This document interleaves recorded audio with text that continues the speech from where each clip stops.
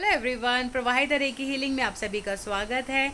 उम्मीद करती हूँ आप सभी बहुत अच्छे होंगे। और आज मैं बात करने वाली हूँ, एक ऐसी बात शेयर करने वाली हूँ जो बहुत पुरानी और होता है ना, आपको कभी कभी पुरानी बातें बड़ी याद आती हैं।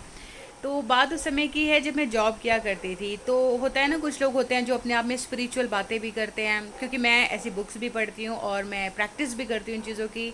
और एक रूटीन है, जैसे मुझे अपनी मदर से मिला है, आप घर में जो चीज़ें करते हुए देखते हैं उसी तरह से आप भी चीज़ें करते हैं। तो एक दिन जो हमारे सीनियर थे उन्होंने मुझसे कह ही दिया कि अभी से तुम क्या ये पूजा पाठ में लग गई हो, क्या स्पिरिचुअलिटी की बातें करती हो।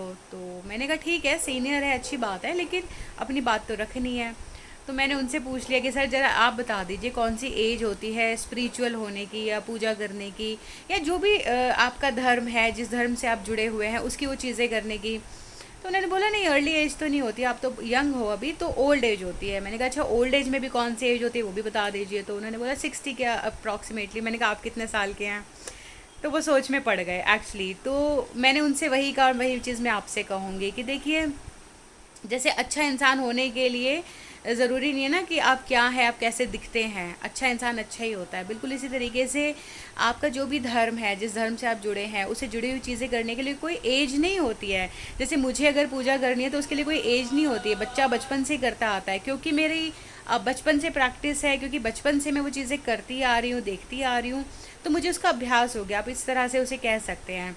और जहाँ तक स्पिरिचुअलिटी की बात होती है, अच्छी बुक्स पढ़ने की बात होती है, तो मुझे लगता है इसकी भी कोई एज नहीं होती। ये चीज़ क्या है, ये तो आपके मन को तसल्ली देती है। अगर मैं मेडिटेट करती हूँ तो इसकी कोई एज थोड़ी ना है। मुझे तो लगता है कि ये तो मुझे बचपन से करना चाहिए था, क्योंकि मेरे घर में इसकी कोई प्रैक्टिस नहीं थी, कोई करता नहीं था, इसलिए मुझे पता भी नहीं लगा। तो मुझे बाद में पता लगा।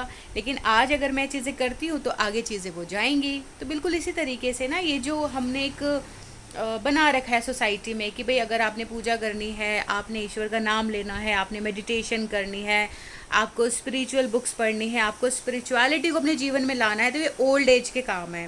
और बड़ी अजीब बात पता है क्या लगती है मुझे, जो लोग आपको ये बात बताते हैं ना, वो खुद ओल्ड एज में होती है और वो खुद इन बातों को नहीं करते। मतलब उन्हें या तो ये नहीं लगता कि वो ओल्ड एज में है, या उन्हें ये नहीं लगता कि वो कर नहीं रहे हैं। और बहुत बार ऐसे लोग भी मुझे मिलते हैं जो कहते हैं कि हम करना चाहते हैं, कर नहीं पाते। तो ऐसा क्यों है? तो उसका रीज़न यही है कि सालों से जो आपकी उम्र निकल गई, आपने कभी इसको प्रैक्टिस नहीं किया। अब सालों से, बरसों से जो चीज़ आपने की नहीं है, और आपने सोचा हुआ था कि मैं 60 साल में करूँगा या करूँगी, 70 साल में हम करेंगे, तो आज आप चाहो भी तो स्टार्ट नहीं कर सकते। क्यों? क्योंकि आपके शरीर को, आपके मन को, आपकी आँखों को, आपके ब्रेन को उन चीज़ों की आदत नहीं है। उसे वो अच्छा ही नहीं लगेगा बुक्स पढ़ना, उसे अच्छा ही नहीं लगेगा गुरु की बातें सुनना, उसे अच्छा ही नहीं लगेगा नाम जपना। क्यों? क्योंकि उसे आदत नहीं है। तो बात यहाँ एज की नहीं है, बात यह है कि आपकी जो जर्नी है टुवर्ड्स स्पिरिचुअलिटी, वो आप कब से स्टार्ट करना चाहते हैं, वो आपके ऊपर है। तो लोगों की बातों पर ध्यान मत दीजिए, और लोगों के कहने पर, जैसे मैंने नहीं छोड़ी अपनी जर्नी, तो आपको भी नहीं छोड़नी है। आपकी जर्नी आपको जब समझ आई, आपने तब स्टार्ट कर ली, सामने वाले को जब समझ आएगी वो तब स्टार्ट कर लेगा।